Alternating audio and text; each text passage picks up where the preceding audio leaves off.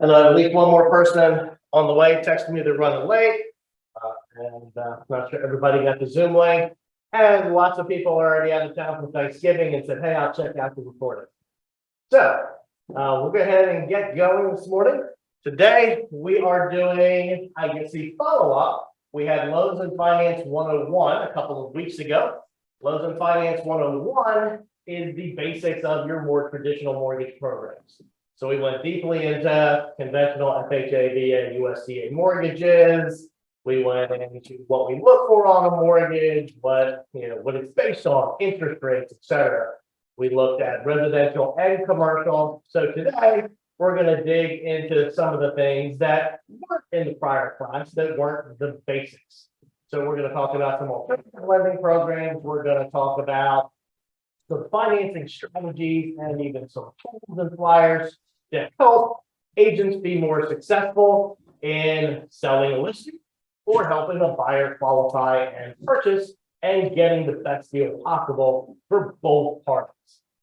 Everybody, I think, I know everybody here pretty well. I've been doing mortgages since 1994.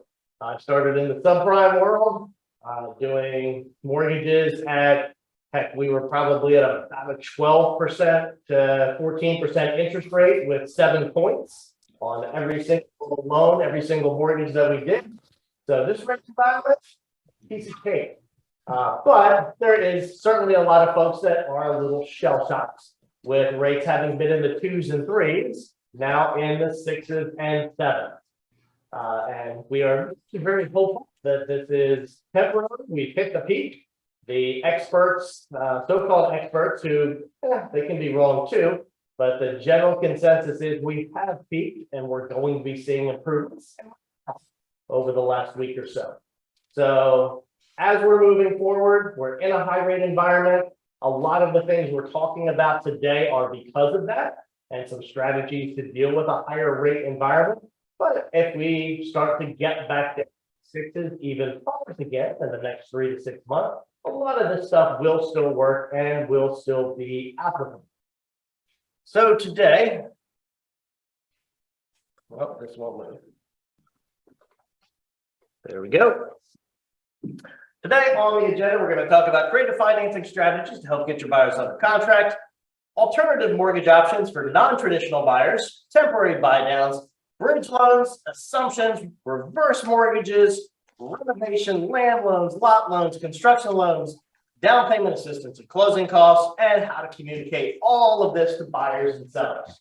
Now, my goal today isn't for you to become mortgage experts and to be able to get the cost of a buy down and to give every single detailed option. You should have an understanding, so you can talk to your buyers or sellers about what's out there, what options there may be to help them be successful in either.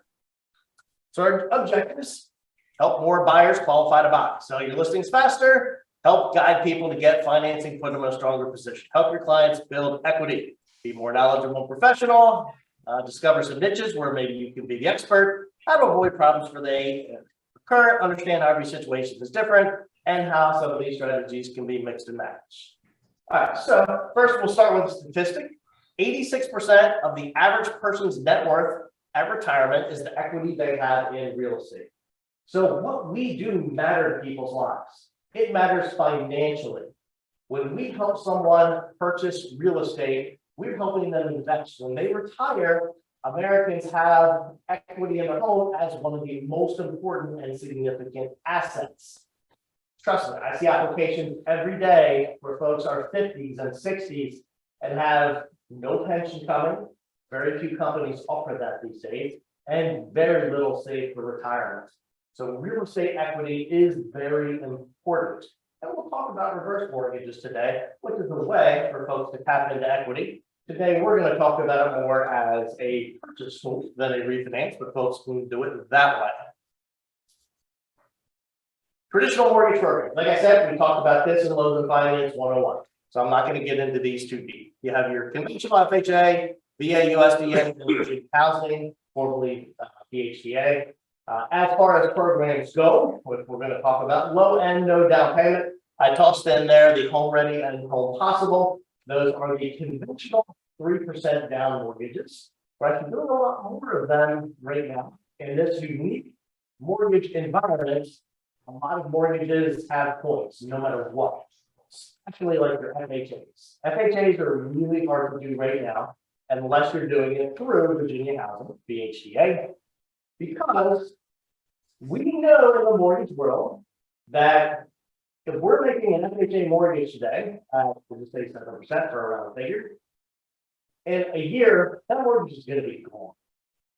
A year from now, rates are going to be, people are going to refinance that loan. When we make a mortgage, it takes a minimum of 2 to 3 years just to break even because all the costs are up front. So it takes several years to break even. So if we make a mortgage today, an FHA mortgage, and we know it's not going to last a year or more, we know we're going to lose money. So a lot of the costs are being front loaded across the board, everyone.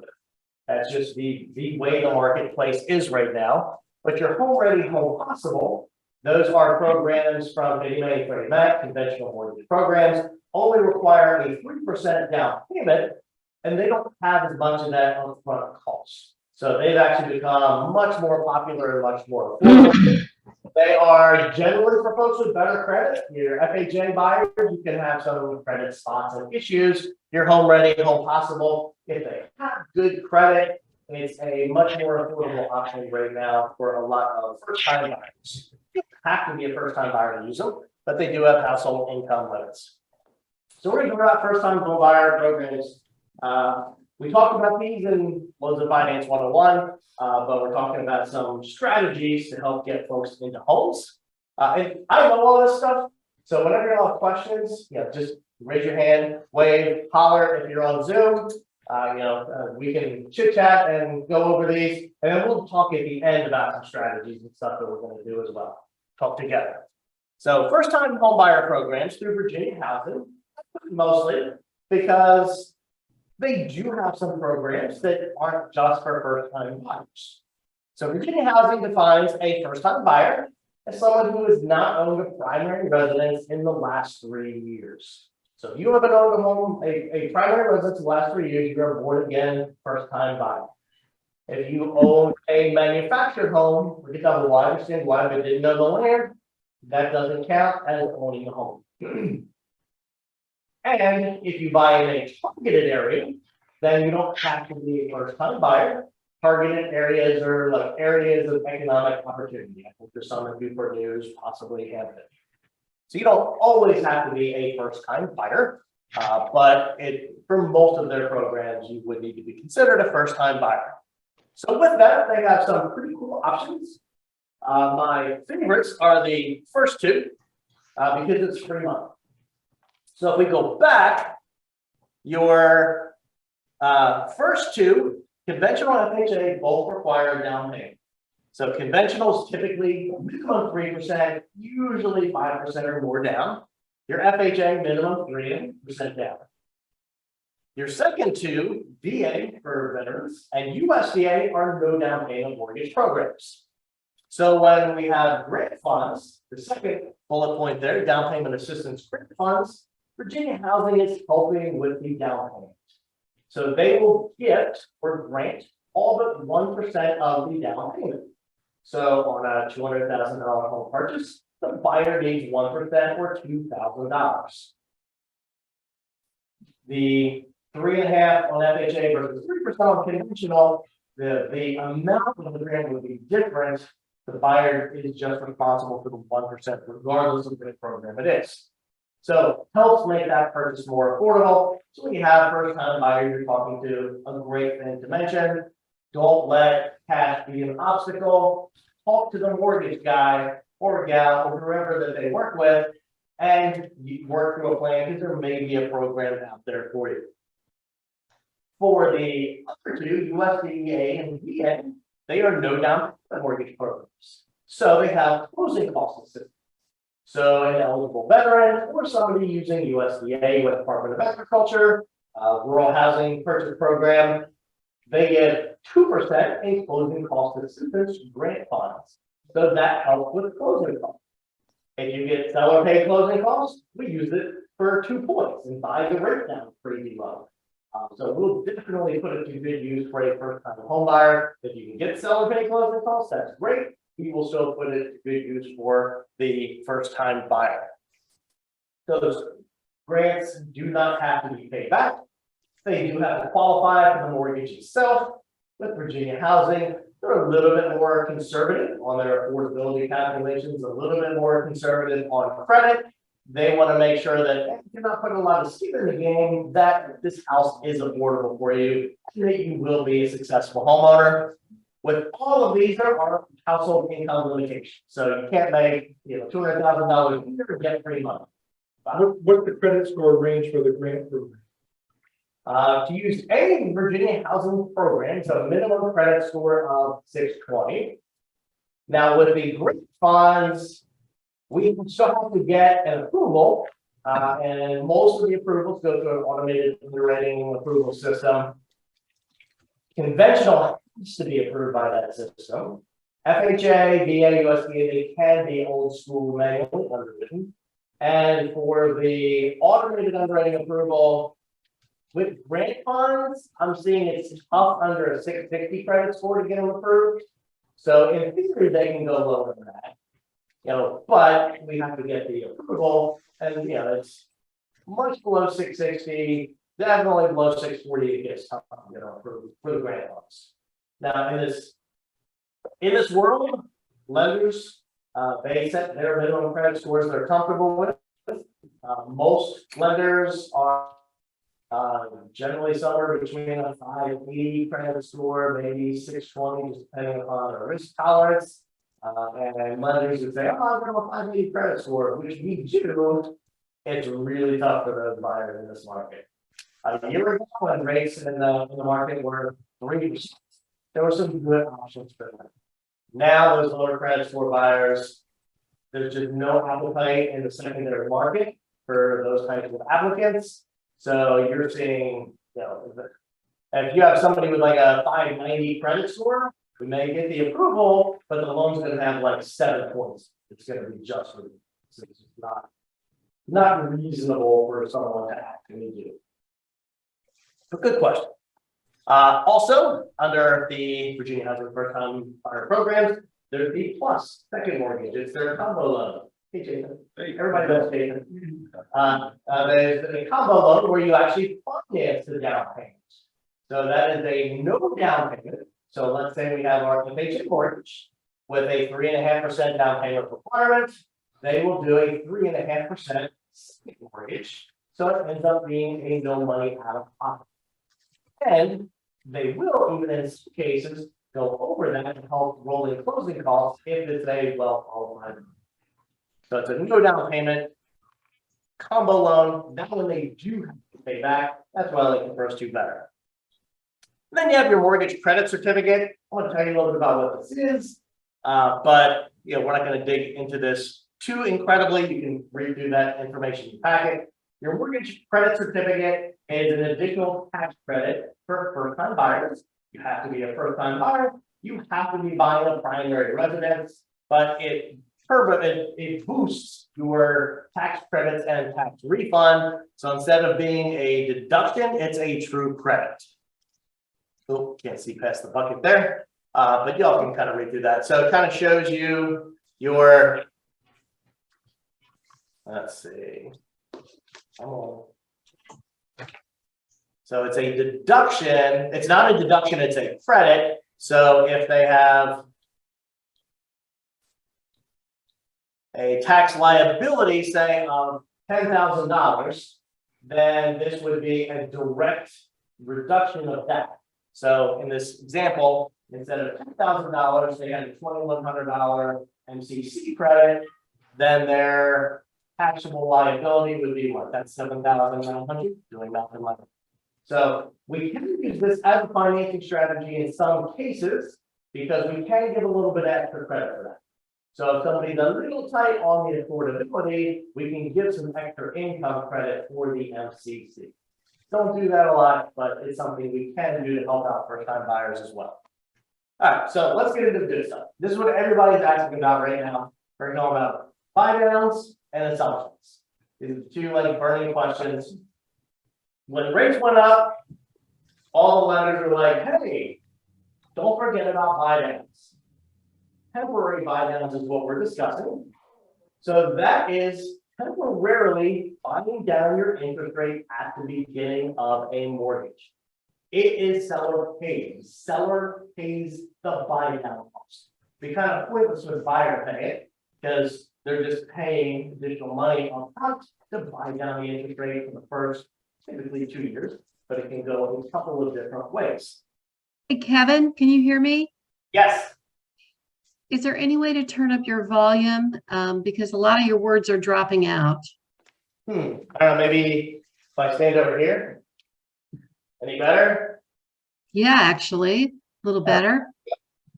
Push to the microphone. I will stand over there. Hey, Judy, so I just remember the handouts that I have in there. All right, so I will stand over here. Or you can move the microphone. Oh, fine, you're so smart. But you already moved. They got moved in. And you have to jump forward. Don't triple. There we go. How about that, Carol? Yes, that's better. Thank you. Okay. So it's a technique to help make a purchase more affordable for a buyer towards the beginning.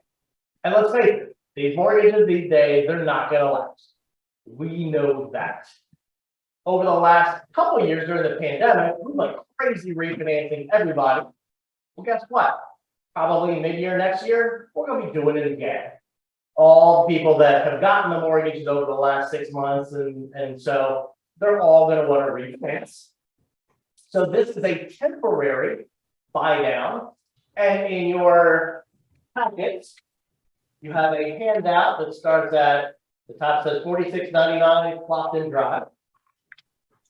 It compares the temporary buy down versus some other options. On a temporary buy down, the seller is putting a chunk of money into escrow to cover a portion of the buyer's interest for those couple of years. You can do up to 3 years on a buy down. You can do what they call a 3-2-1. 2 years would be a 2-1, or you can just do a 1-year buy down.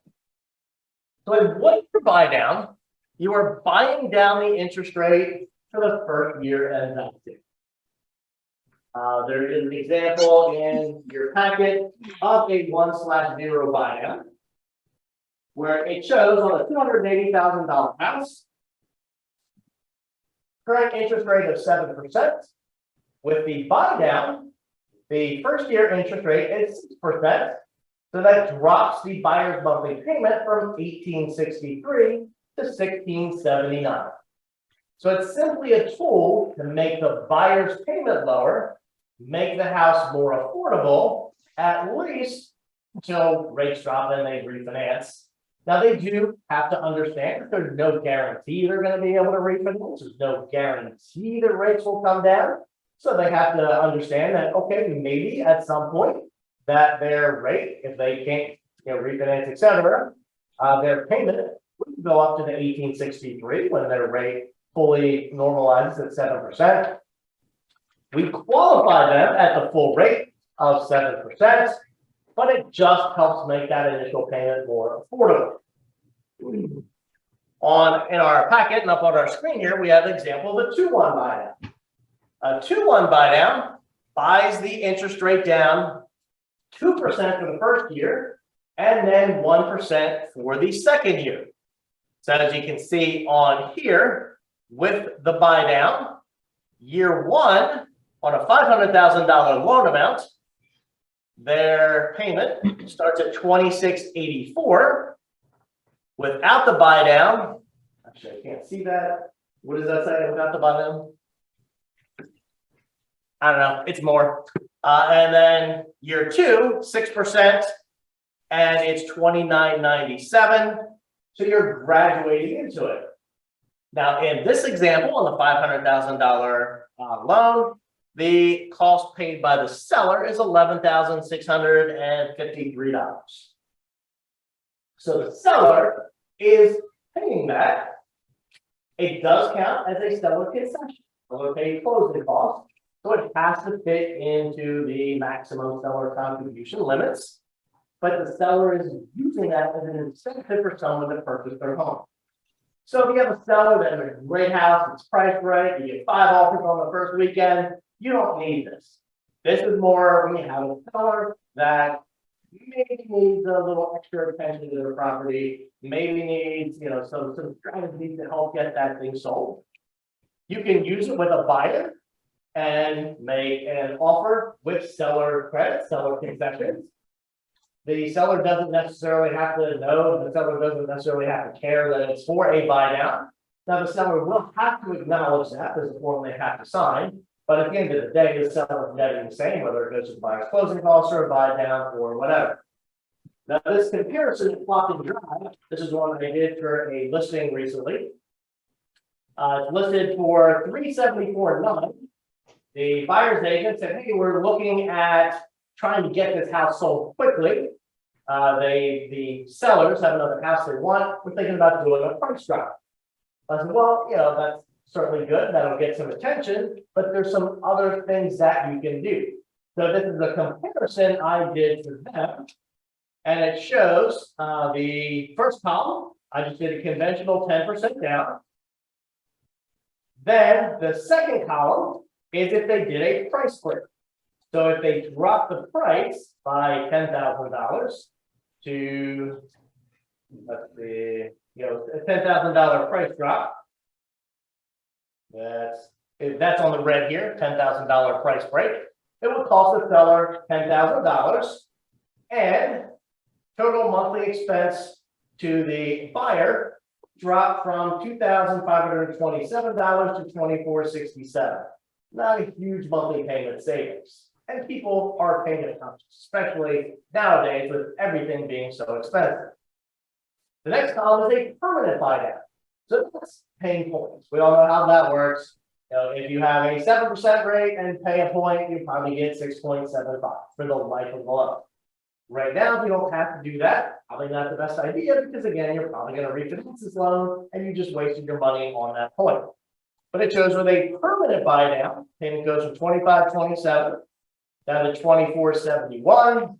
Not a huge savings. Also, not a big cost to the seller. You see kind of the indigo color one on the right, the permanent buy down, only costs the seller $33.74 if they were to offer that as an incentive. Your temporary buy down, that's in the green box in this case, estimated cost of $11,147.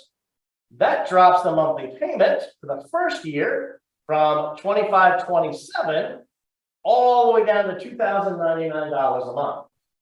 That's like, what's that? Close to, what's that, 450 bucks? Yeah, sure. I do that all the time, but not my head. So that's a huge savings for the buyer, and that's something that can get noticed. Oh, I can afford $2,000 a month, $2,500 might be a little bit on the pricey side. And hey, you know what? We all plan on making money. We all plan on getting to a better affordability situation than we are now. It eases them into the new mortgage payment. One little caveat is make sure whoever that they are talking to about a buy down a mortgage company will give them that money back if they don't use it. So it gets put into escrow. The seller's $11,000 gets put into escrow, and a little bit is just applied as the payments are posted to give them that lower payment.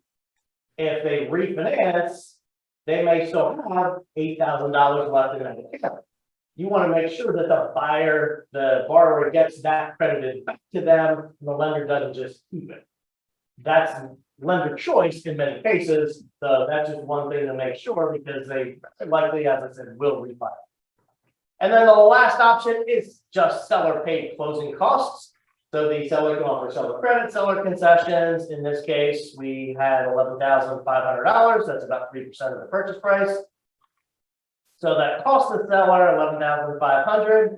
The buyer's payment didn't change. That would be more your cash poor buyer that would want that option. So if you look, seller paid closing costs and the temporary buy down both work out to be about the same thing, but that payment is much more affordable and much more palatable to buyers. This chart here in your packet. Kevin, Yes. did you say that if the buyer refinances, then any amount left over in the buy down goes back to the buyer? Yes, it should. Yeah, so, yeah, I was saying the buyer will want to make sure of that their lender will keep that in escrow and will credit that back to them. So in other words, it's dependent on the lender. In most cases, yes. Yeah, I Okay. know with us, we escrow it and say it's $11,000 and there's $8,000 left, we will credit that back to them, back to the payoff of the mortgage. Got it. Thank you. So it's not money lost.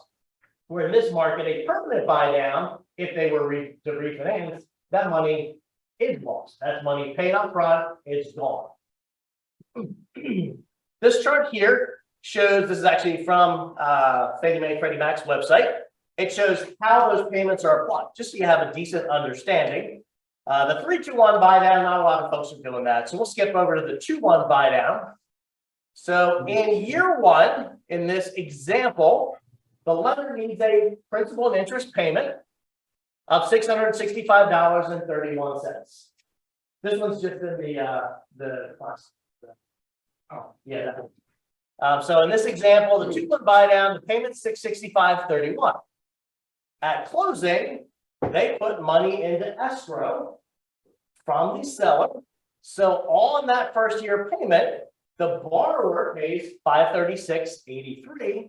And we take $128.48 out of that escrow account every month and apply. So the money's just sitting there and it just partially pays their monthly payment. Then in the second year, the borrower pays $599.56.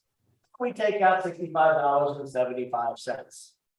Then year three and forevermore, it goes to the $665 full monthly payment due to the buyer. Generally, for this to work as a 2-1 buy down, you need a mortgage amount of about $300,000 because there's high cost rules and the federal government makes everything extremely complicated. So if it's less than a $300,000 purchase price, usually the 1 year buy down is the better fit. And we can run those figures to see, but just as a general rule. Yeah, so generally to make it work for compliance purposes, 2-1 buy down, you can do 300 or higher. 1-0 buy down, you can do anything. So you can do it on a $400,000 loan, etc.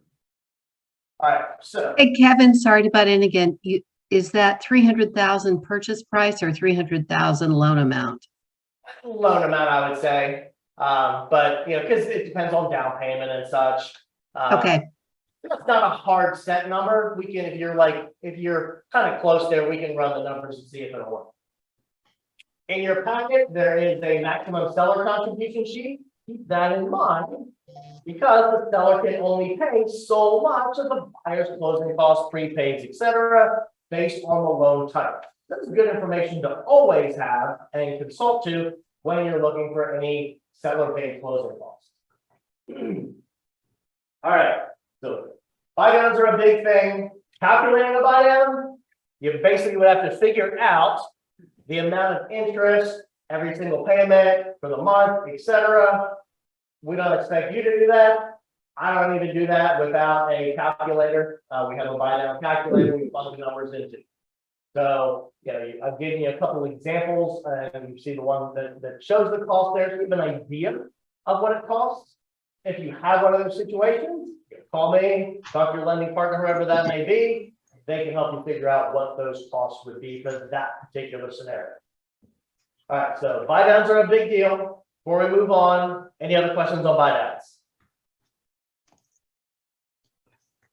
All right.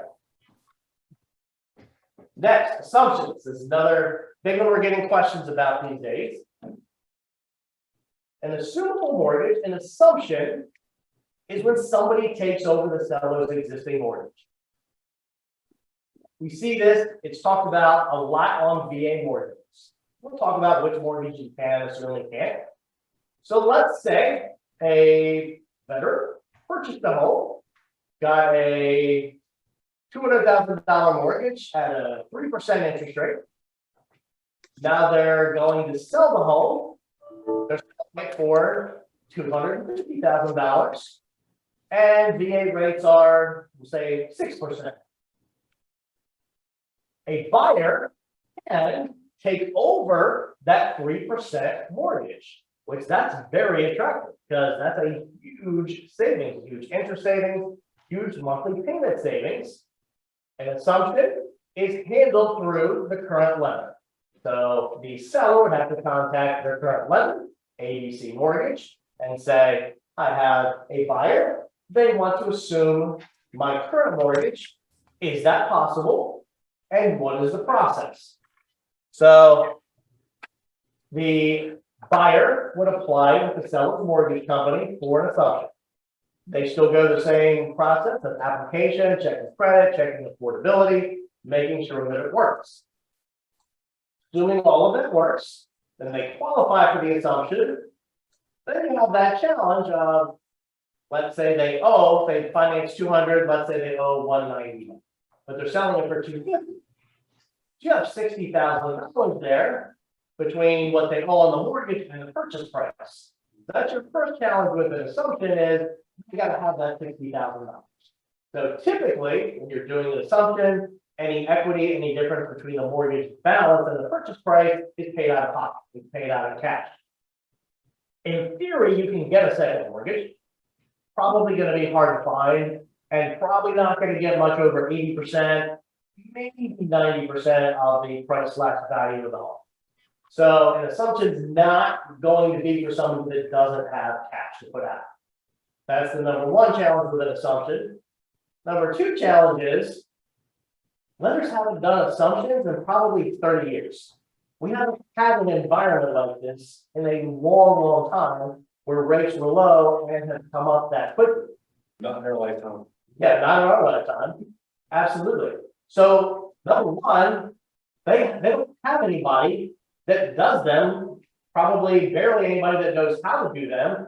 So they're all getting this figured out and set up because we're still early in this curve. People are really just starting to talk about it and get some traction on assumptions.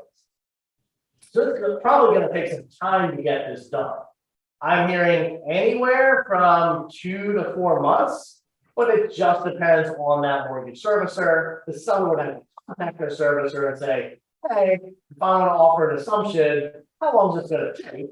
Because if the seller goes under contract and it takes 3 months to process it, that's going to be a big delay for everybody and probably isn't going to work out. So in theory, assumptions are pretty cool, and it's a great way for a buyer to get a great deal on a mortgage right now, but you have to have money, you have to have time. Yes, I'm working on right now when they be fed, Kevin, and they're staying 60 days, so we'll see. Yeah, a couple months. Mm-hmm. Yeah, so probably about right, yeah. Pros and cons of assumptions. Buyers get lower rates. They don't have to get new lines of credit. Buyers don't have large out-of-pocket costs when the equity is low. But the cons are what we talked about. They need substantial down payments when the equity is high. Lenders may not cooperate when a second mortgage is needed. And with 2 mortgages, the risk of default increases. Actually, I don't know what to face it. What types of loans are assumable? Generally, what we call your guns. Your conventional mortgages are typically not assumable. So your Fannie Mae, Freddie Mac conventional mortgages, the only time they are assumable is in some cases if it's an adjustable rate mortgage, some of them can be assumable. But number one, I wouldn't count on it. And number two, why would you want to assume an adjustable rate mortgage? Because when market rates go up, they're going to go up. FHA, VA, and USDA are the assumable loan types. So all of them can be assumed. You go through the same process. And if someone has an FHA mortgage, again, same thing, contact the servicer. USDA have to meet all the standards of qualification, just like getting a USDA mortgage. And the USDA actually has to review and approve that as well as the servicing lender. All right, so assumptions. Any other questions on assumptions? Yeah, so gotta have time, gotta have money.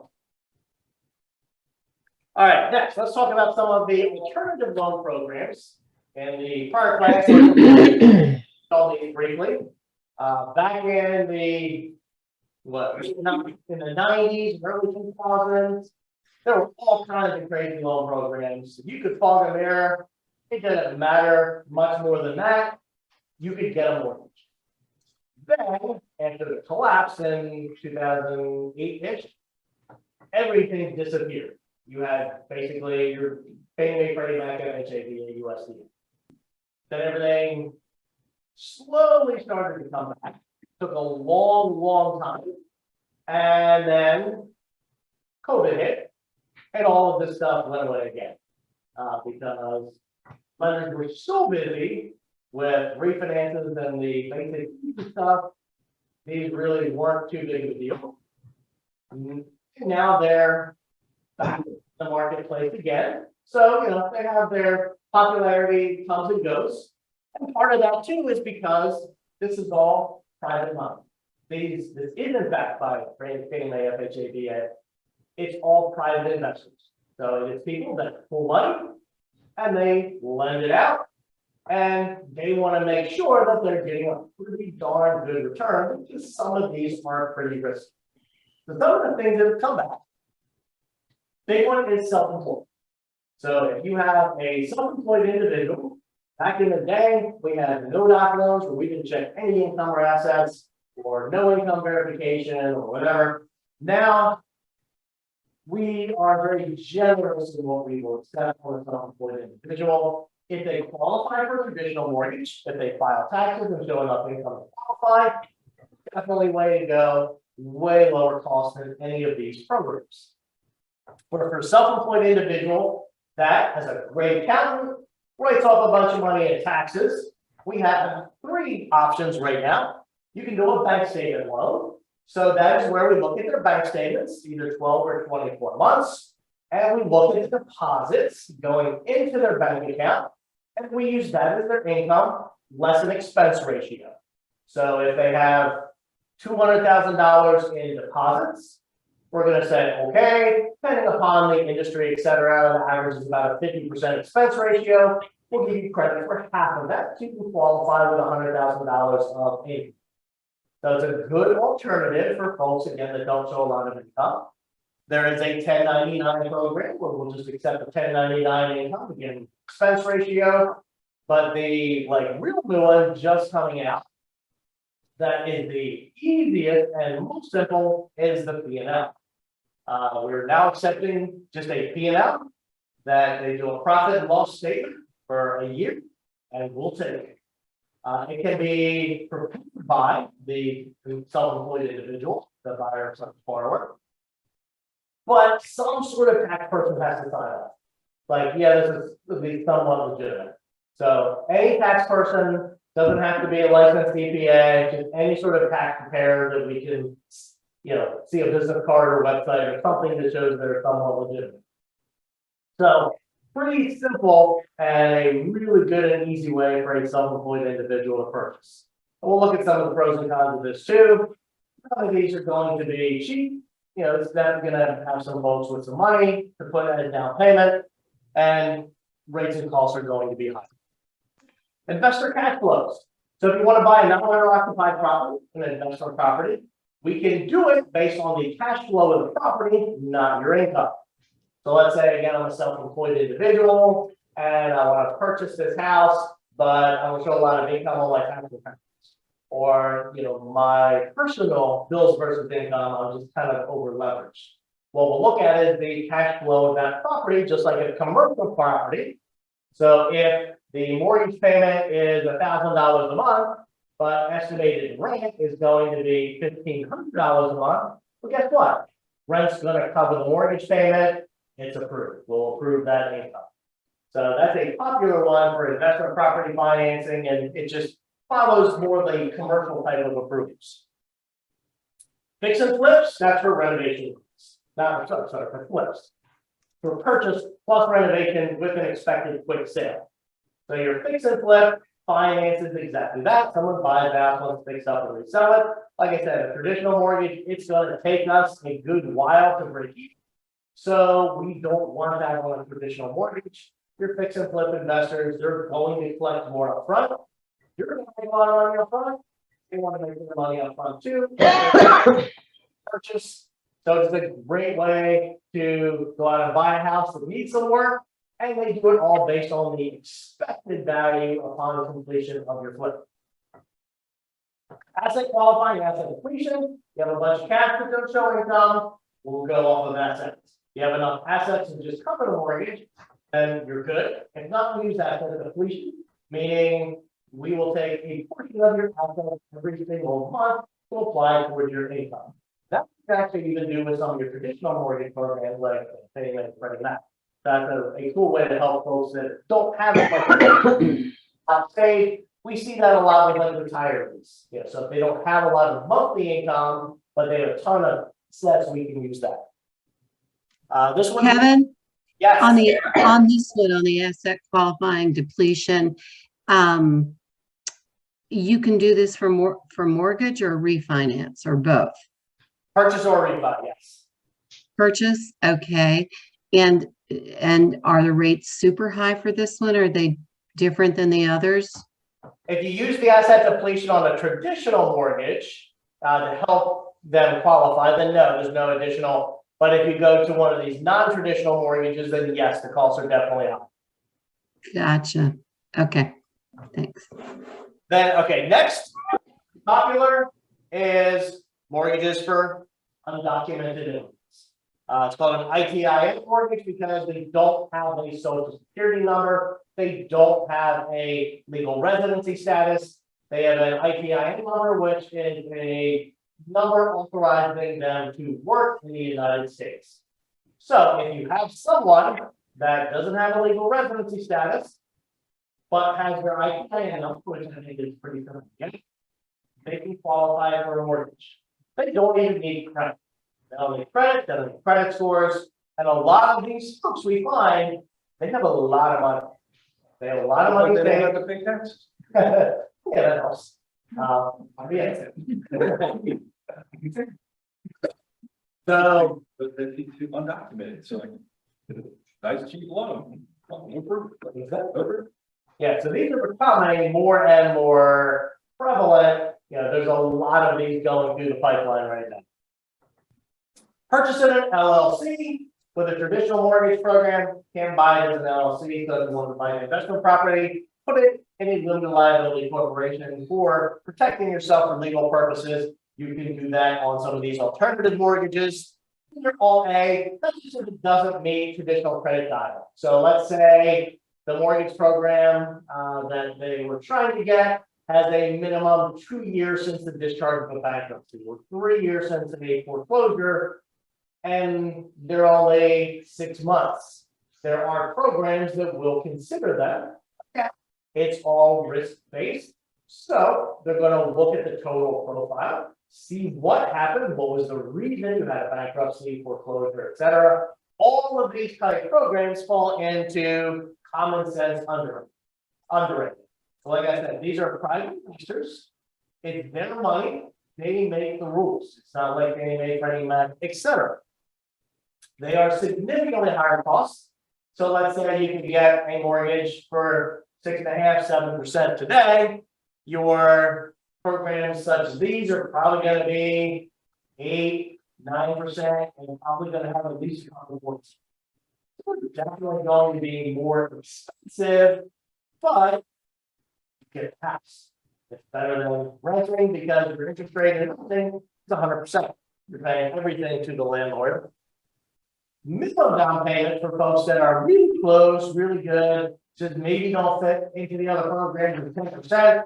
But in most cases, you're probably looking at 20 to 25% down payment. But it can be worth it. So I put an example up here. So even if the rate is higher for the buyer, if you look at their overall situation, regular loan with bar reporting, high taxable income. So if they reported a good bit of money in income, they get a $400,000 loan, 6.5 rate, their payment's $25.28 a month. But they had to pay $37,500 in taxes. If they had a great tax person, didn't claim that income, we'll say little or no taxes paid, looking at a payment of about $3,075 a month. So what's that? Maybe $500 and some difference per month, but they save $37,500 in taxes. And plus this will be a new tax deduction. So as you can see, it can make sense for a self-employed individual to do this type of loan. They're still going to be to the plus when it comes to actual cost and cash flow. And they can always refinance out if they get to the point where they can qualify for traditional loan, they do start having more income, they can always refinance out of this loan. So there's some pretty cool stuff that's out there for those buyers that don't fit in the box any longer. They don't fit in the traditional box. So there's some cool stuff that's back out there. Any questions on these programs? Okay. Renovation loans, we covered this in the last class, but just real quick. If you have an ugly house that you have to list and sell, or you have a buyer that has been searching and can't find their perfect house, a renovation loan is a good fit. You've got a few. You've got your traditional FHA 202K. We all hear about that one. It's backed by the FHA. 3.5% down payment of the purchase price plus renovations. It allows them to purchase and fix issues if there's holes in the wall or any significant issues that it won't appraise. But it also, you can use it to make the house what you need it to be. So let's say you find a 3-bedroom, but you need a 4-bedroom. The kitchen needs to be renovated. You can add bedrooms. You can add a mother-in-law. You can take a home that is fine, just doesn't fit your family, and make it fit your family. Only thing you can't do is luxury items. You can't do swimming pools. A gazebo off the top of my head, always stuck in my mind. Can't have a gazebo. Can't be luxury items. But it can be kitchens, bathrooms, carpet, walls, all the basic stuff for livability. Yes. How does the appraisal work? The VA has a rental loan too. How does the appraisal work? So say the seller or buyer is, buys out for 200,000. You said the upgrades can't be more than 3.5% on the FHA? No, that's down payment, 3.5% on that paycheck. Okay, Yeah. gotcha. So nothing for VA on the down payment side. How do they determine what they can put into it? And then when is the appraisal done once the upgrades are done? Is that your house is worth? Yeah, so what we do is we get the plans and specs basically. So the contractor has to provide a contractor, can't do it yourself. Contractor goes out, he says, okay, we're gonna upgrade your kitchen, redo the carpet, add a bedroom, and it's say $40,000. So your purchase price is say $200. Then the appraiser will get the purchase contract, but they'll also get the contract for repairs and improvements. So then the appraiser will do the report on the as completed value. So once that extra bedroom is on there, they comp it out as a 4-bedroom instead of a 3-bedroom. So that's what they use to help enhance the value, to help cover the additional costs. And the VA technically doesn't have a renovation mortgage. The FHA and conventional do, but you're right, lenders, we create it. So basically what we do is the same concepts, and we do the financing, we put it away, we do the escrows, the renovations. Then once it's all done, then we get our VA guarantee. So as a lender, we're actually sitting on that loan until renovations are done. Then we say, okay, VA, now this is the loan that you will do. So it's actually a pretty high risk loan for lenders because if things go wrong, we're stuck with a VA mortgage with no down payment that's not guaranteed by the VA. So that one's pretty risky. Your other ones, immediately it's a program insured by the FHA, or Fannie Mae does their home styles conventional version. The conventional version is the only one that'll do anything but a primary residence. So if you want to buy a second home and fix it up, then you can use your conventional as your financing option. The FHA 203K is probably the most popular. The home style is gaining some ground, and you can even use a home equity line of credit. If you can do that, that's your better deal. It won't be a part of the purchase, but if the house is good enough to pass an appraisal, and you can do it afterwards with a home equity line of credit, you can save yourself a lot of money. Because all of these are higher risk loans. They're a lot more work for the lender, so they're more expensive. So your rate's gonna be higher, your upfront cost is gonna be higher, because with a regular FHA mortgage, we close, you send it off to servicing, collect the payments, and we're off and running. With this, we're gonna have probably anywhere from 1 to 3 months more of work, inspections, all of this stuff to do. All of that takes time and costs money. So if you can do it without one of these renovation mortgage programs, your buyer's definitely going to save money and benefit from it. Benefits of renovation loans, more home choice, they can find a lot more. Instant equity, you have 30 years to pay for your renovations, less expensive than your Home Depot credit card, and low down payment choices. For the realtor, more business influx, more solutions to buyers and sellers, and availability to provide homes in the right neighborhood, help for slow moving sales, and can be good in a low inventory market, which you're facing, because you can take the house that isn't a fit and make it a fit. Construction, we've got it. Is there a cap on what the repairs can be? How is that all figured? Not really. The FHA does have a limited renovation loan, where if it's under a certain amount, it's pretty simple. You just get a contractor estimate, et cetera. If it's over a certain amount, they say 35,000, but it really works out to 25,000.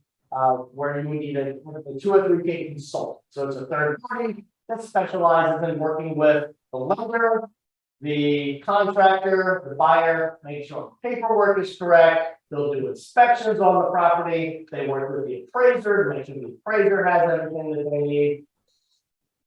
The below that, the $25,000 range is optional. Above that is required. But really, the limits are the low limits. So whatever the low limit is for FHA or conventional. Good question.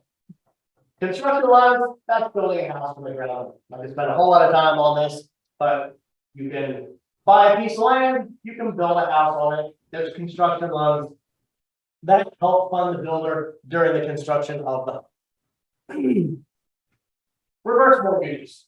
I want to touch on this briefly, because we don't do this a lot. It's not a huge thing, but someone can use a home equity conversion mortgage, commonly called a reverse mortgage, to purchase a home. So you can use it as a senior, have to be minimum age 62. At least one person in the household has to be age 62. If you have a home with lots of equity, you can use it to take some equity out. You can get a lump sum, you can get regular payments.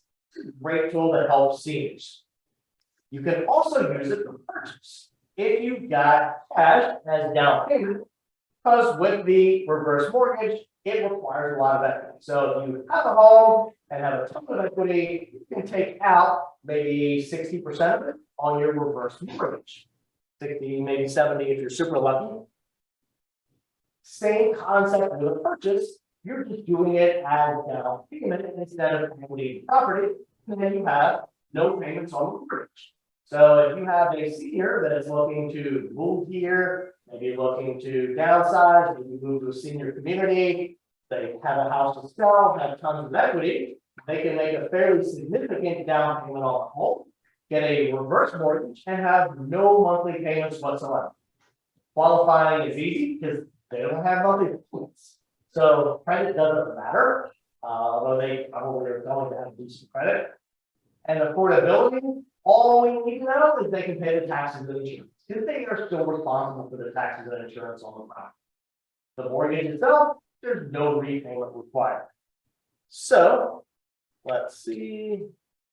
Y'all can read through this. We were talking about no minimum credit score. It's a good tool for seniors because retirement income is lower. One person passes away, they're not obligated to sell. Yeah, nothing significant there, but here, this one is pretty cool. This is how the loan amounts are calculated based on age. This is actually from the HUD website. This one I took a snapshot. So the buyer's minimum required down payment generally works out to be 45 to 62% of the sales price based on their age. So as you can see here, at age 62, you're looking at on a purchase price of $200,000, minimum down payment would be 127, versus at age 75, it would only be 111. That's because at age 62, we're going to be living longer. That mortgage is going to be held longer. It's going to be accruing interest longer. If and when the buyer or buyers pass away, their heirs, they can list and sell the property and pay off the reverse mortgage. They can purchase it themselves, get their own mortgage, etc. Or just say, no, we're good. Let the bank have it, they'll sell it and pay off the reverse mortgage. That's why they want this equity component, because over the years, it's going to be accruing interest. If it accrues, they just get stacked on there. That's how the lender makes money off of this mortgage. They just don't have to pay out of pocket. It's just building in their equity. And then when this house does sell, then that's when the lender becomes a profitable mortgage program. So as you can see, if they've got some down payment funds, this would be a really affordable way to purchase, and a way that a senior can have a great standard of living, because you know what? I have no mortgage there, I've got a great house, and you know, even if your retirement income isn't the most fantastic, and especially looking forward when you see folks that in general, a lot of Americans don't have a lot of money saved, it is mostly in home equity. This will be a very popular tool and one definitely to keep in mind when you're looking at a senior buyer. At least one person in the household has to be over age 62. Kevin? Yes. On that one, so let's say when they go to sell, whether it's heirs or the member that got the this loan, if at that time they go to sell, there's not enough equity to pay that back, they have to cover that? No. The heirs have to- Nope. It's just written off. Yeah, no recourse, FHA insurance covers it. Yeah, so, and in that case, you know, the mortgage lender may say, that's really up to them whether they would accept that payoff, or they just say, no, forget it, we'll take that. Yeah, that'll be up to them, but no recourse on theirs whatsoever. Bridge loans. This is one that used to be a thing, and then hasn't been for a long time in residential. Been around in commercial, but it's back. So of course, you know, we know we're not trying to get a loan on the bridge. A bridge loan is getting a loan on the house you have now to use as down payment for the house you're looking to purchase. So let's say you have house A where I live. It's worth $200,000. I own it for you. I want to move and get house B, and it's $200,000. I want to purchase this. I want to do a decent down payment. I want to do closing costs, but I don't have the cash. I've been spending all the money, paying all my other mortgage. So what we can do is get a temporary mortgage on house A where you live now, and use it as down payment on house B. Get, you know, maybe $100,000 cash out. Use it as down payment so you can purchase that house without having to sell that other one first. So it allows you some flexibility to purchase non-contingent. You can purchase without having to sell that prior house. You can tap the equity, you get a home mortgage over here, and then the expectation is within a reasonable amount of time, usually 6 to 12 months, you're going to sell that other house and pay off that bridge loan.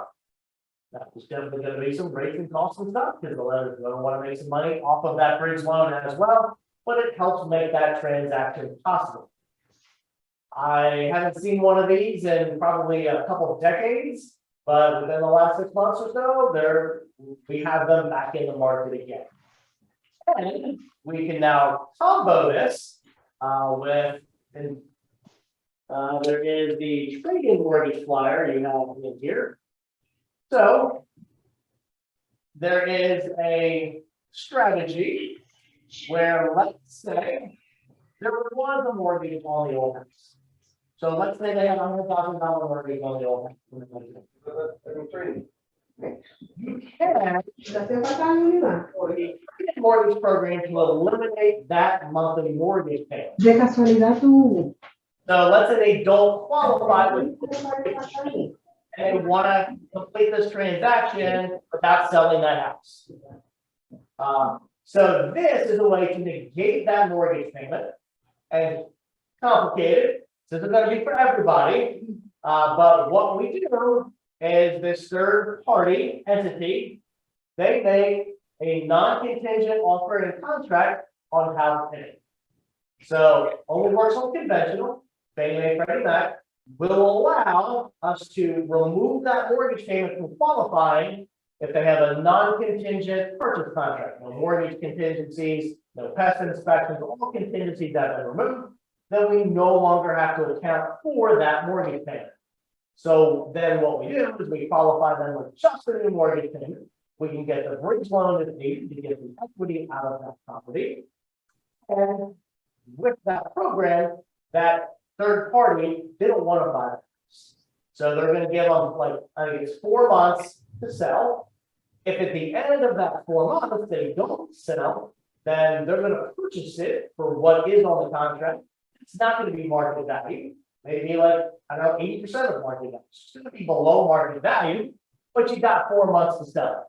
So get on it. Like I said, that's not going to be for everybody. Everybody doesn't need that. That's only if they don't qualify with those mortgage payments, but it's out there and people do. So yeah, it's crazy. I don't know if I'd be comfortable with that, but you know, for me personally, but people do them. And you know, in this market, most houses can sell in 4 months, unless there's something really unique. But you get to counsel your buyer on that, what your expectations are on selling that house. And if you can sell in 4 months with price reductions and stuff, then we'll get what it's getting sold in 4 months. So kind of a cool thing, but bridge loans are back and available to help people move. All right. Let's see, what else do we have in our packet? Some other tools that I printed out. This one here, this is if you have folks looking to purchase the investment. We can run an analysis that shows the cost and benefit of buying an investment property. And it shows estimated rents. Again, mortgage terms. This was actually one of the rental properties that I have. I put in my estimated rental income of $4,000 a month. Estimated expenses, the mortgage payment of $2,423. It shows cash flows, return on investments. In this case, I did it through year 9, and it shows I would have a return. My down payment and closing costs of 334% at year 9 on this, assuming normal appreciation of 3% per year and rental income of $4,000 a month. Probably pretty conservative. Right now, home prices are kind of flat, but when rates start to drop again, you're going to get a lot of buyers back in the market. There's a lot of pent-up demand. We're going to get bidding wars again, most likely. So that's a cool tool. If you have somebody interested, they have some cash, thinking about investing in real estate, money are really going to be worth it. You're not going to see returns like that much else anywhere.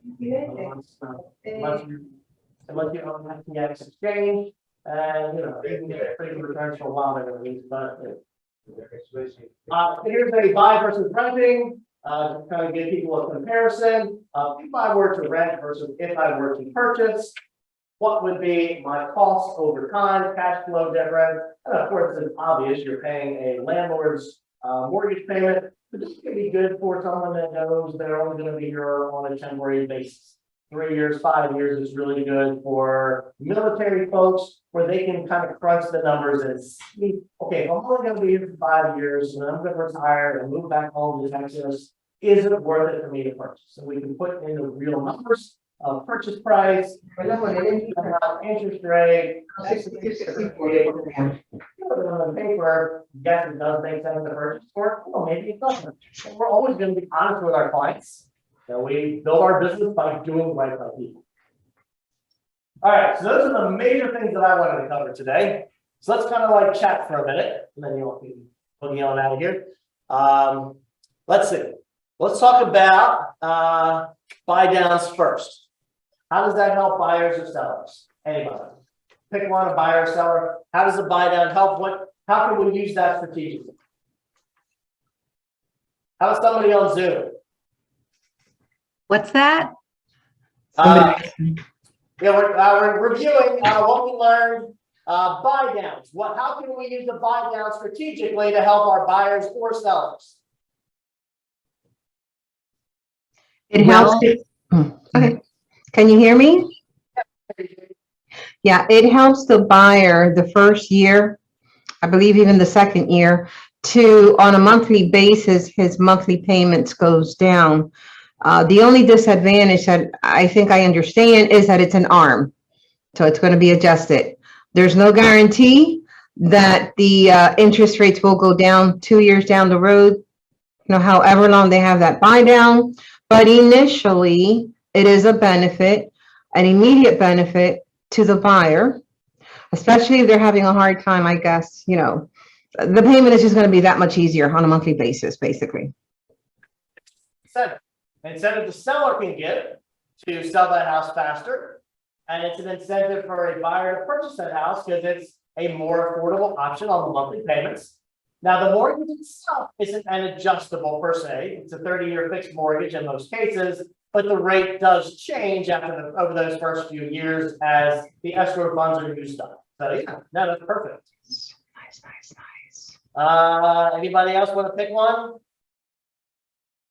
Jason, I'll put you on the spot. Pick one, and how can we use that to help buyers or sellers?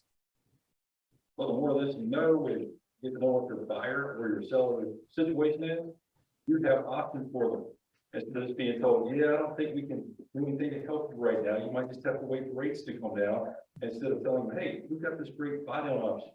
And sellers are, desperate to get their houses sold because the market's not moving because of these interest rates. So this is something that we can put to use for you to get you the one or maybe even a bigger one that you qualify for with a lower interest rate. Yeah. So and get into a nicer house. Yeah. And you can use this to tell people all day long. There's hope for you. Right now there's a rental shortage. There are people living in the military housing, temporary housing on post that cannot find a place to rent. I know I put a rental on. I've got applications coming in sight unseen. Yeah. It's like, hey, we got 3 applications. I don't care. I'll pay you the $50. Very good. Like, okay, take your money. Yeah, I was talking to a lady just yesterday. We have her in our Get Mortgage Ready program, not quite qualified yet, but she was crying and her landlord's kicking her out. And she cannot find any place available to rent in the Williamsburg area. So there's nothing available, and what's there is just so crazy expensive. It's ridiculous. Rates are going up. Probably, I would say in last year, probably close to 50%. So there's inflation. And like the 4 things we pay for: food, water, heat, shelter, all of which some go up 100% and some at least 50%. I mean, that's a lot. Yeah, absolutely. So this is a wonderful option for them. And if you think about it, when you're talking to buyers, they're like, well, I'm going to wait. They're saying rates are coming, rates are high now, rates are going to come down. If you look at the population demographics from the last census, the average age people move out of the home is 26. The average age they purchase is 32 or 34, I don't remember exactly, but early 30s. The population in that group is huge. So the number of people coming who have moved out and are hitting early 30s is giant. There's a lot of people coming into that first-time home buyer category that is going to be boosting demand. But even in the short term, we all know that all the people we talk to, like, I'm going to wait. When rates come down and we hit spring, all of those people are going to come back in the market. Then you're gonna have all these people out of house hunting. We're gonna get to multiple offers again. And when you have a $300,000 house that goes for 330 or 350, that's a huge amount of money out of pocket, amount of extra money, and can possibly put you out of the market. Where right now, if you get a rate, even at 7%, but get that $300,000 house for 300, maybe even 290, maybe get the seller to pay closing costs. You're not gonna pay that much difference in interest. Again, you can only refi. I'm not gonna say the Barron House did the mortgage thing, it's going crazy and everybody's overused, and I see memes all the time, and if you say that, you're gonna get smacked. But it's true, you know, you can strategically buy now, between now and maybe February, where you can purchase in a market where sellers are reasonable. By mid-year next year, it's probably not gonna be that market again. Mortgage people are gonna be going crazy on refinances. People are gonna be coming back out of the woodwork, where maybe 6, 8 months ago, people were like, oh, I'm not buying a house with the rating 5s. That's too high. I'm gonna wait for it to come down. In several months, people are like, all right, the 5s, this is affordable. I'm gonna go ahead and go out and buy a house. All right, well, we're gonna go ahead and wrap up unless anybody has anything else you want to chat about. Anybody, any other questions? Cool, thanks for coming.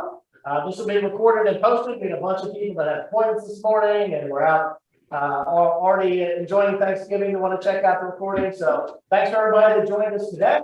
And I'll stick around if anybody has any other questions. And of course, if anybody needs anything, I'll put my card on there. Give me a holler. So thanks, everybody. I'll talk to you. Happy Thanksgiving. Thanks, Kevin. Happy Thank you. Thanksgiving. Thank Happy you. Thanksgiving. Happy Thanksgiving, Kevin. Thank you for everything. Thanks, y'all. Thanks.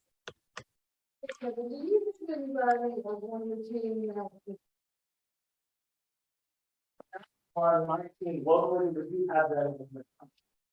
Yeah, we can work around. I've been looking for years to find somebody good that's fluent in Spanish. So if you know of anybody. He's on the word. Okay. If they're good, I'll go on Twitter, you're the only person, speak Spanish, but you're probably gonna recruit them to be a realtor. Well, because we have a realtor that knew that, fluent in Spanish. And she's trying to help a couple people, and their biggest obstacle is not being able to understand the process because of the language. Yeah, and I say too, Virginia Housing, the HGA, to help with their homeowners education.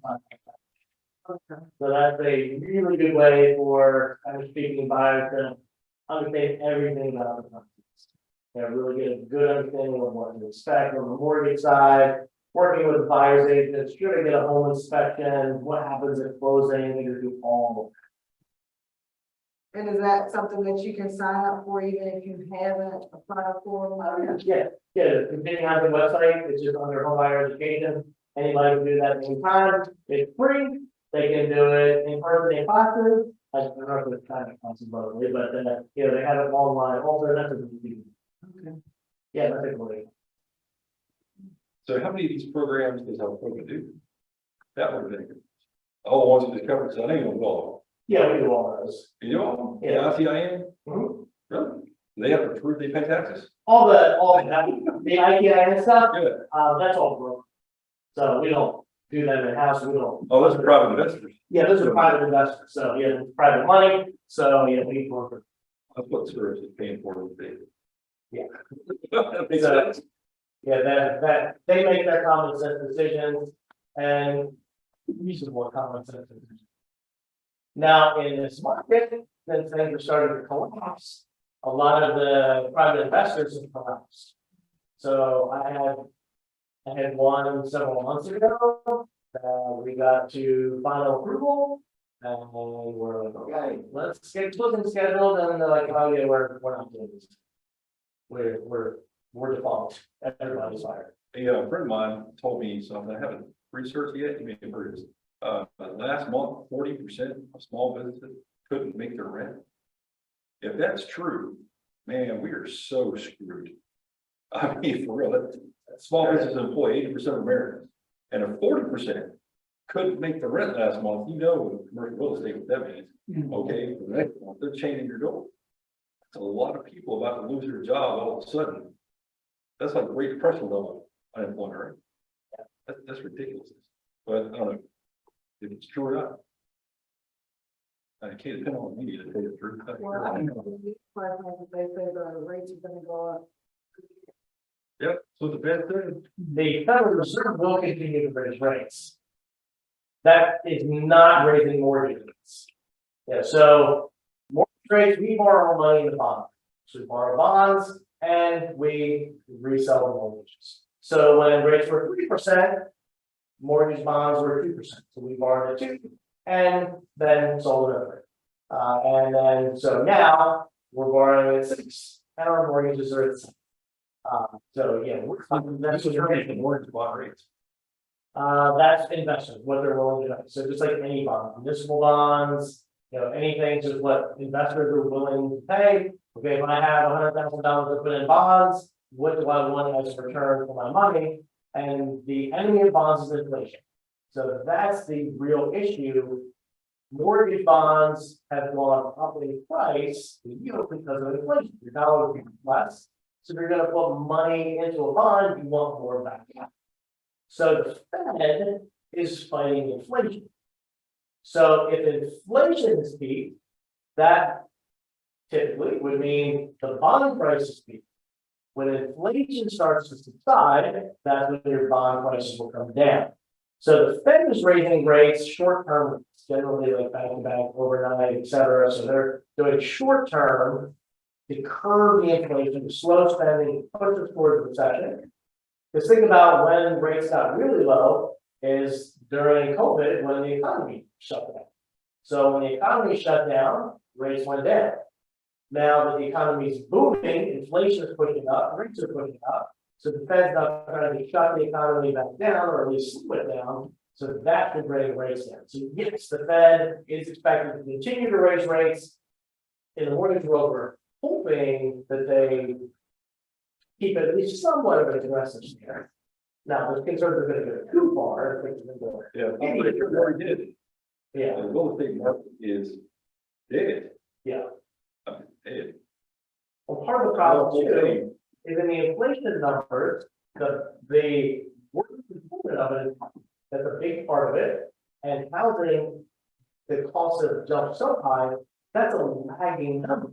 They're looking at housing from 6 or 12 months ago. It's going to take time for that to reflect in inflation. By the time it does, the Fed may have gone too far and just really put a hurt on you. So new construction stuff, and you've got millions of people flowing in. You got 10 cities everywhere, all over the United States. So if they couldn't rent, there's nowhere to rent. And that's what's causing this pressure on everything now. So at least we don't have the homeless problem here because the city subsidizes and pays for that and puts people in housing, keeps them off the streets. But you can only take it to an extent, just as long as we're smart, we ship them to Washington DC, whatever. I don't know. It's crazy, man. That's what I was saying. I'm trying to figure out how this is going to, where we're going to land. That's what I was saying. Chase is investing $1 billion or so in building rental communities. So they're like building out communities just for rental. So Great. Didn't the cities used to try that and call it section, low income housing or section 8 housing or something? Back in the day, they realized that was a terrible idea. They went and tore them all down. Because the crime rate shot up their roof as a result, something like that. I don't know. it's a private enterprise, it'll feel better. I mean, well, maybe it's true. Anything government touches, it's going to be from the start. So maybe Chase can do it better. They don't want to get their money back for sure. Yeah, there's a lot of money to make in rentals. A lot of investors left though, and during the pandemic, when the government froze evictions, Yeah, they just, I worked with a doctor. Yeah. I'm a doctor that had horrible credit because he owned like 5 investment properties and all his rent stopped paying rent. And he didn't have the cash flow to cover all the mortgage payments. He didn't go through, the, rent relief. I guess so. He was at the most important, so. We gotta be careful of it. So it's not. Yeah, The problem now is what people were paying, like we have run on. You know, people are applying that we're only paying $1,300 a month rent. And I'm asking $2,000 a month, so then it's like, do you take the risk when that person knowing, you know, what the economy is like, and the fact that, I mean, that's a huge jump, that's a car payment. yeah. Yeah, the Virginia limits what we can have for a security deposit and everything else, and it takes ridiculous amount of time to get people out of it. Yeah, Virginia is not landlord friendly at all. It's getting worse. It's gonna get, well, you know, it's like California, they kept passing those laws, and again, California with their 1,000,000-man tent cities. And so we can't figure out what's going on. If you're an owner, if you put somebody in there, you can never pick them out. Well, gee, where all these homeless people come from? It's weird. To see that going. Yeah. What do you think, Kevin? Where do you think this is gonna land? You think, I think the Fed is going to have to lower the, well, I like to think that's wishful thinking, right? Fed doesn't have to do anything. They're a private bank. They're not controlled by the government. And they're really making bad decisions. And, right, and they're known for making extremely poor decisions. Yeah. Why do we have massive inflation? Because of the Fed. Right. They created the problem that they're punishing us for now. They So we're created getting a problem. because they created the problem. When people said there's a problem, they're like, no, it's temporary inflation, it's transitory. And like, and then now they're, okay, and And all of this problem. Pay $32 for, laundry detergent that I normally pay $20 for, the same size, it's $32. Like, painful to go to the grocery store. I don't even go, I just order online and I'm trying to keep my total in line with what I'm used to paying. But I look, and I'm like $32 for the tile. I might have to change, Yeah. change brands. A lot of folks are going to generics and grocery store brands. Yeah. We look at the inflation numbers too. There was recovery in like meats and fruits and vegetables, but that's, they say what your more affluent purchase. The stuff like cereals and, you know, pasta and all of that, those prices are still incredibly high for folks that aren't living. And if you're gonna get a turkey for Thanksgiving, have it done already, I recommend you do it immediately, or you're not gonna get turkey. Yeah. They didn't bring out the big bins this year, and the ones that are, they're twice the price of last year. I'm not a turkey eater, so. I'm going with fried chicken. As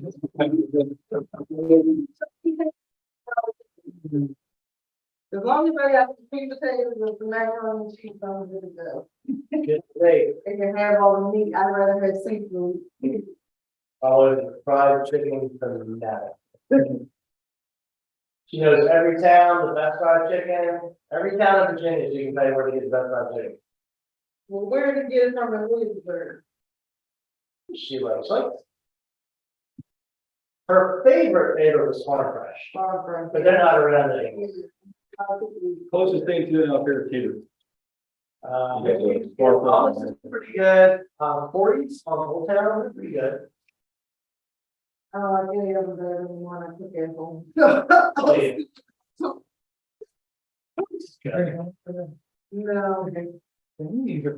I heard about this chicken even. I was thinking the same thing. I did make excellent, the steep smoked wings last night, and I had them bring for lunch, but I realize now that I left them in the refrigerator, whatever I'm gonna do. I think I'm the only one that eats leftovers in my house. I don't have 2 days. What, all the leftovers? Oh, no. What, I believe that. They're important children. Quick question on the 2 month hideout. You said it's seller, so, seller paid, Correct. and is it a percentage? So if we're, because we're gonna have to do a listing and it may be smart to, I've seen a couple, agent remarks that are offering like a 1-0 or 1-0, is that right? Like 1, 0, 2. How much does that cost the seller? Percentage of obviously the, It depends. You have to calculate based on the interest rate, the mortgage amount, et cetera. So I'm gonna think. Wait, I'll just put it into a thing, but the example here shows whatever that purchase price was, what the cost was. That's I just give you an example. So for this one, the loan amount, with a temporary buy down, 337, cost the seller about right, 2-1. for a 2-1. Is Yeah, the 1-1 would be about a third of that. Okay. Because you're buying down, instead of buying down a total of 3%, you're buying out. Got it, 2 and 1, so you get about a third, so we pretty low call. Yeah, 1 year. I've seen a couple of them being advertised, so. Yeah, this example. Shows a 1 year on a 280 loan amount, and the cost of the seller is whatever, 22.9. Yeah, I know. For that, the undocumented, loan product, We have one of these. do they have to present like a social security card? They don't have a social security, no social security card. They would have a report. Cause that's the issue of, Gina, her client. She put with the Hispanic lender, but they don't wanna provide any documentation, and the lender's like, why can't do the loan? They didn't have